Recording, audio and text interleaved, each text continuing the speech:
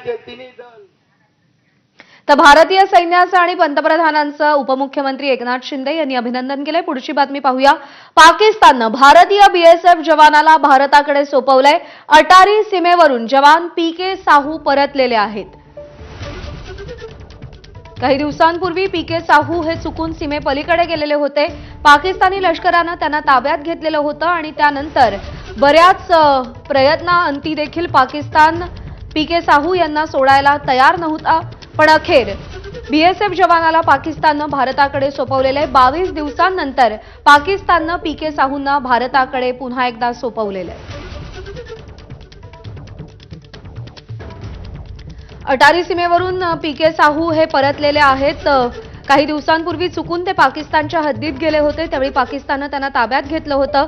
अनेक चर्चा झाल्या, पण पाकिस्ताननं त्या चर्चांना दाद दिली नाही आणि पीके साहू यांच्या परत पाठवण्याला पाकिस्ताननं नकार दिलेला होता। पण अखेर 22 दिवसांनंतर पाकिस्ताननं पीके साहूंना भारताकडे माघारी पाठवलेलं आहे। सोमेश कोलगे आपल्याला या सगळ्या संदर्भात अधिक अपडेट देतील। सोमेश, पीके साहू यांच्या परतण्याची प्रोसेस कशी झाली?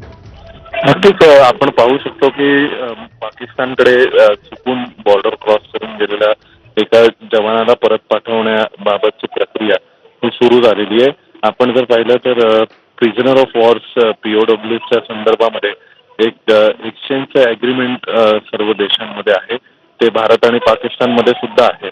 आणि भारताने जी एक प्रकारे सर्व प्रकारच्या मिलिटरी ऑपरेशन्सना स्थगिती दिली आणि त्यानंतर मग director general of military operations यांची जी चर्चा झाली, त्या चर्चेमध्ये हा मुद्दा नक्की उपस्थित केला गेला असणार आहे की त्या जवानाला परत भारताकडे सोपवलं पाहिजे। आणि त्यानुसार जर आता आपण पाहिलं तर त्या जवानाला भारताकडे सोपवलं जाते आंतरराष्ट्रीय सर्व कायद्यांच्या आणि नियमांच्या अधीन राहून, आणि पाकिस्तानवर जो प्रेशर दबाव तयार करण्यात आला त्या अनुषंगाने। ठीक आहे सोमेश, धन्यवाद दिलेल्या सगळ्या सविस्तर माहितीसाठी। आणि भारतानं केलेल्या माऱ्यामध्ये पाकिस्तानच्या 11 एअरबेसचं मोठं नुकसान झालं। पाकिस्तानच्या 11 एअरबेसच्या